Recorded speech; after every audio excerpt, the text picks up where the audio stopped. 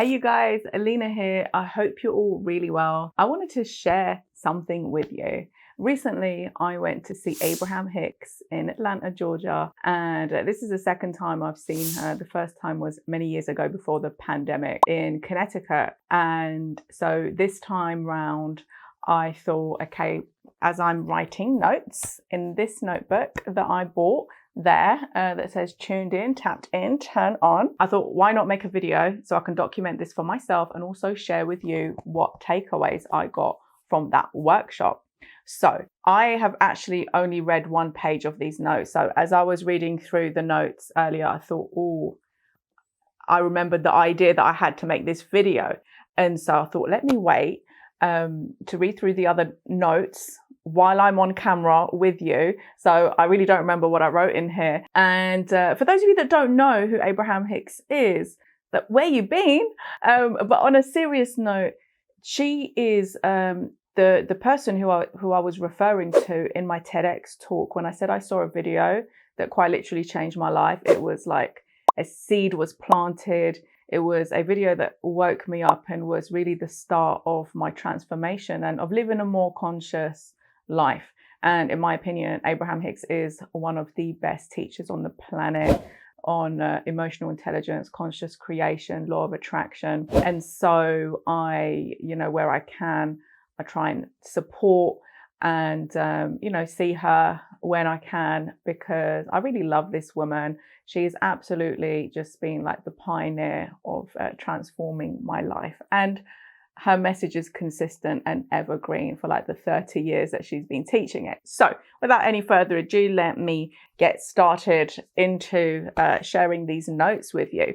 And if you're new to this channel, please consider subscribing and giving this video a thumbs up. I really appreciate it. And I'd love to know in the comments if you've heard of Abraham Hicks and what are some of the things that you've taken away from her teachings. I would love to know. So do feel free to share down below in the comments. So the first thing is that I've written here is you don't have to reprogram or unprogram, just trend differently now. So something new that I actually heard throughout this workshop was her talking about trending, your trending vibration, your trending emotion. I'm a big fan of her emotional scale. I have been using it myself for years, and I have been sharing it with clients, and it is a very, very successful tool. Like, it just really works. And so this trending just kept popping up through this workshop, and I've never heard her talking about that. So that was really interesting. Only thing that will fill the void is alignment with your inner being. So I think this is where somebody was in the hot seat, and I think they were talking about attracting a lover or something like that. There was like a void in this person's life, and she was saying that the only thing that will fill that void is actually your alignment, and so your connection with yourself. And I wrote that down. I thought that was quite powerful. And again, I've written down your trending vibration. What was trending during that time? I think this was referring to a person that was in a hot seat, and they were talking about some attack, like they had gone through an attack and their vibration of how they felt. And we were kind of trying to, I say we, I was just in the audience, but, like collectively in the group, like she was leading us backwards to find a connection. Like, what was the person's trending vibration coming up to that point? How are they feeling? How would they felt, coming up to that? And was there like a match there? And so whenever something happens to me personally in my life, I, for momentarily, the ego mind might go to like, the victimhood, like, oh my God, this sucks. Why is this happening? This hurts, whatever it is. But then I always go back to okay, what was happening 3 days before that? What was, to use her new words here, what was my trending emotion? What was my predominant vibration the few days before that, or weeks or months? And so whenever things happen, whether they're positive or negative, I like to kind of reverse engineer things back to what was my focus at? How was I vibing? Because I do believe that the world is a mirror to us. And so things that happen, whether we consciously or unconsciously create certain experiences in our lives, what's really helped to heal me is actually taking some form of responsibility and accountability, even if the thing, let's say something happened to me, let's say somebody done something to me, that doesn't take away their responsibility of what they done, because everybody is accountable for what they do. But it has helped me to reach a point of understanding, which has led me to make different choices in the future, that has kind of like expanded my awareness rather than just sitting in victimhood, right? So what was trending during that time, whenever things happen? Yeah, 3 days prior, a few weeks prior. Sometimes we can focus on something for quite a chronic, like long period of time. Something else she mentioned was meditate for connection with broader perspective / source. So she was talking about the benefits of meditation and how the benefit of that is for your broader, like expanded perspective and for your connection with source. Like that is the powerful thing about meditation. Meditation provides a clearer path to being receptive. So I really like that. And I guess it's because if you are meditating and you are present, then you release, or for a moment you are not holding yourself in like tension or stress or whatever. And so when you're able to just relax, you're in the receptive mode. Enjoy the process of unfolding of what is happening to you. So this, you know, we've heard a lot, and I know you've heard from me on social media and other videos, to enjoy the process, not just the destination that we're going to, not just the goal that we want to achieve, but just enjoy being in the moment, enjoy the experience of the unfolding, which sometimes can be easier said than done. But if we just kind of like remember, switch our perspective day to day, remind ourselves that we're living right now in this moment, in the present. So another thing that she said, and I put down here, is you're an actor, not a reactor. So this being like, as in your life, as we consciously create, we are acting out, like we take action and we play that part of our lives, and we're not there just to be reactive to what's happening in our lives. We're there to act in our lives. And so I wrote that down. Your work is to find the feeling place of the alignment. And what that means is, obviously, if you're here and where you want to be is here, your work is actually to find the feeling place of what it would feel like to have what you want done. What does it feel like if it's done? And so sometimes the split energy is people want this, but they're focusing on not having this. And they've got this kind of like pull within them, whether they don't believe it, or they've been disappointed, or they're discouraged because it's taken a long time, or whatever it is.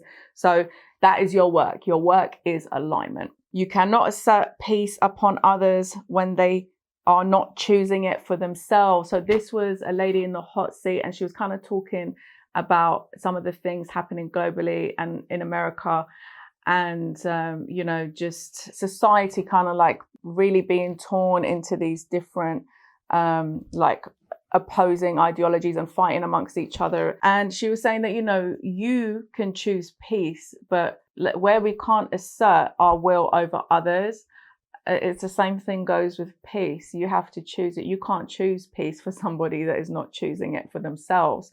And so it was, you know, something that she said it in a much more eloquent way, but it was like the whole room, like we felt the essence of what she was saying. It was like, you know, okay, because it was a very specific, I can't remember exactly what the lady was talking about, but she was talking about like some of these you know, issues in society in America right now. It was really interesting. Find peace in the world with trending the feelings of love. So again, we go with this trending again. She's talking about trend with love, like make your predominant emotion, that you're trending, your vibration be love. And that's how you choose peace. Live by the clarity of your example. Again, not asserting your will over others, but leading by example. You know, very early on in my journey, some of my family and friends thought I was crazy, because it was such a drastic change from who I used to be to who I had transformed into. Even though a lot of the things outside in my life didn't instantly change, it's not magic, but I had changed. Something has changed here. And so it was such a drastic change. And I was trying and doing loads of new things. And I just had to trust myself and lead by example. And many years later, I'm so glad that I did, because, you know, my family are very proud of me now. And a lot of them have also, you know, undertaken their own journeys, and it's not up to me to rush their journey. And so it's a beautiful thing when you just focus on just leading by example, really. Contentment and boredom. So she was talking about the tipping point between contentment and boredom, that for a lot of people, the tipping point for them for change is between these two vibrations. And so if I put the emotional scale up on the screen here, you'll see where they rank. And so she was saying that vibration is the tipping point between these two states. Law of attraction. Hold on. You are the creator of your reality. Law of attraction will back you up with precision. So you are the creator of your reality, and law of attraction will back you up with precision. And again, this comes back to the notion of life is a mirror. And so you don't attract what you want, you attract who you are, which is why this is an inner game, and it is about taking action. But the aligned action, it just is more powerful than misaligned action, right? Collaborate the vibration of what's in the vortex. So the vortex here is, if we imagine everything that you want, your visions and everything, we'll call that the vortex. So collaborate with the vibration of what is in there. Again, kind of comes back to your work being alignment. Power of influence is unspeakable when tuned into source. Power of influence is unspeakable when tuned into source. And the synchronicities that you experience. Oh, okay. So I've written down some synchronicities here of what I experienced on the actual day. But yeah, the power of influence is unspeakable when tuned into source. I guess this is the notion that one person in tune with who they are is more powerful than millions of people who are not. And where I've put here synchronicities is I end up sitting down next to a lady called Jen. Shout out to Jen if you're watching this. And it was really interesting because as we spoke, we found out we had the exact same experience in there, because I went by myself. So when I went into the hall, it's like easily 1,000 seats. And I was like trying to find a seat to sit in. I was looked at the front. Usually there's at least one seat, you know, available somewhere, but they're all packed, and there was still an hour left until the actual event started. So I was looking around, and then I found a seat at the edge in the middle section, and it was next to a couple. And as friendly as I was, you know, tried to introduce myself to them, I felt like the vibe wasn't quite there, right? We weren't really vibing. I was like, okay. So I went, I bought this book, I bought some cards and another book. And then as I was going to the shop where they were selling the stuff, the merchandise, I saw this row right at the back, and I thought, oh, it's a bit far. Like, it looks like a cool place to sit because there's nobody really in front of you. You've got a lot of space before the sections of seating. You know, they're like quite further like in front. You've got a lot of space in front. No one's behind, but I thought it's right at the back. And so I walked past there, and I kind of just walked past there a couple of times. And there was just this one guy there, and I said, sorry, is anyone sitting here? He said, no. He said, I'm not even sitting here. He had a place right at the front. So I sat there, and I thought, well, it doesn't make sense. That place, logically, the first chair that I had made more sense because it's closer. But then I said, you know, it's not about logic. What feels better? And I thought, you know, it feels better back here. So I went, I got my stuff, and I took that seat, and he went, you know, to take his seat at the front. So I actually got that chair. And then a lady comes up and says, oh, is anyone sitting here? I said, no. And so she said, can you, you know, like, she took that seat, and she told me that she had grabbed a seat. She was by herself too, somewhere else, and that it just didn't quite feel right. And so she had also seen the seats at the back, and she thought, oh, okay, maybe this will be better. And so, you know, she ended up sitting next to me, and then we started sharing our story, and we had a very mirroring story of what we had gone through over the past year. And so it was just really, really interesting. Lots of synchronicities. Anyway, back to my notes. What path feels best? So whenever you are, in front of a few choices, you can take a few different paths. Which path feels best for you? Which one feels lighter to you? Which one feels heavy? And, make your decision accordingly. How I feel is the important thing. So again, this is kind of about being in tune with who you are, how you feel, and knowing that your emotions are your guidance system. My point of attraction will fix everything. So again, back to your work is being in alignment, because if you're in alignment, then you're in alignment with your highest good and all things will work out for you. Power is not in the past. Power is in the now. I'm going to repeat that because I love that. So powerful. Power is not in the past. Power is in the now. It's in the present moment. I'm collaborating to the other people instead of my inner being. So I think this was someone in the hot seat, and she's talking about being in tune with yourself. Don't collaborate to the vibration of other people. Like me personally, I'm like a sponge. So if I'm around people, I tend to absorb the energies, which is why I'm very conscious about who I am around. But it's collaborating to other people instead of your inner being, caring more about feeling good than being right. So, sometimes the ego just kind of wants to be right, but actually, is it worth it? Is it worth fighting over? Or is it more important that you're at peace with who you are? The world doesn't want you to be independent. What? The world doesn't want you to be independent and free and happy. I think I've written that wrong. I think it's the world does want you to be independent, free and happy. Hypnotized to believe your well-being is dependent upon other people's approval of you. Oh no, I did write that correctly. Okay. The world doesn't want you to be independent and free and happy. Hypnotized to believe your well-being is dependent upon other people's approval of you. So this is talking about how the world, as she calls it sometimes, a peanut gallery. I haven't heard her call it that for a long time, but the world, what I refer to as the matrix, doesn't want you to be independent, free and happy. It wants you hypnotized, and it wants your well-being dependent upon the approval of other people. But then what happens if your approval of other people, if these people are not in tune with themselves, right? So what she was saying was to advocate for, don't protest against. Advocate for what you want. Don't protest against what you don't want. You see the difference there? It's all about focus, what you're focused on. So I'll say that again. Advocate for what you want. Don't protest against what you don't want. Let law of attraction bring to me the people ready to hear what I have to say. So I think this was someone that was in the hot seat that was talking about business or something.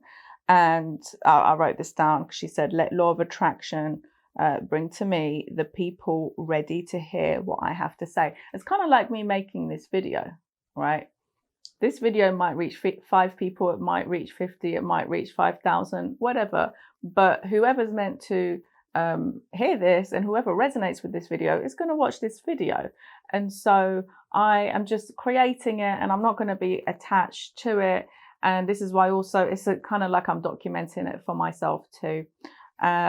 Split energy means your timing is going to be off. So again, this is kind of the split energy. You want this, but you're focused on the lack of it. So you have this split energy, and that affects timing. Strong desire trumps everything. Resistance muddies the water. So having a desire and being aligned with that desire, that's going to trump everything, because again, your work is alignment.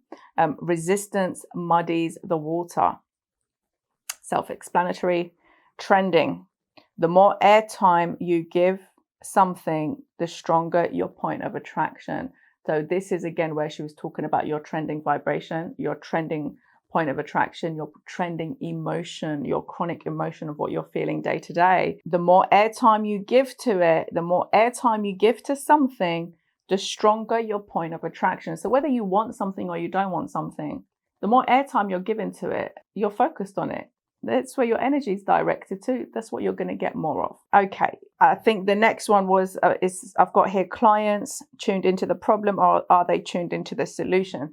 So I think this was someone in the hot seat talking about the clients they work with. And Abraham was saying for them to guide their clients to be more tuned into the solution rather than tuned into the problem. If their inner being can't pull the strings, don't take responsibility. Yeah, this was definitely the person in the hot seat asking that question about their clients. She was saying that basically, I remember now, she was saying basically that her clients, like some of her clients she gets good results with, and others like they don't really get results. And what Abraham said, which was really genius, which was, you know, if you like, get them to tune into the solution, not the problem. But if their inner being can't pull the strings, don't take the responsibility. Basically, like, you can't help someone that doesn't want to help themselves. And we've got the final sentence here, which is, expectation is desire and belief all wrapped up. Expectation is desire and belief all wrapped up into one. So expecting what you want, acting upon that, and the expectation is the desire and the belief all wrapped in one, which is alignment, which is the work. So here we go. There we go. Let me know what you think of this video. Let me know what you think of me sharing my notes about Abraham Hicks, about the workshop in Atlanta. Let me know if you were there. Maybe you were there watching this. Let me know if you have any questions. Let me know what your biggest takeaway was from this. Leave a comment down below. I'd really appreciate it. If you have any topic requests for videos, just leave a comment below, or you can drop me a message. If you click the link in the description box, it will take you to my website where you can actually submit your video topic request. Until next time, guys, take care of yourselves. I'll speak to you soon. Bye.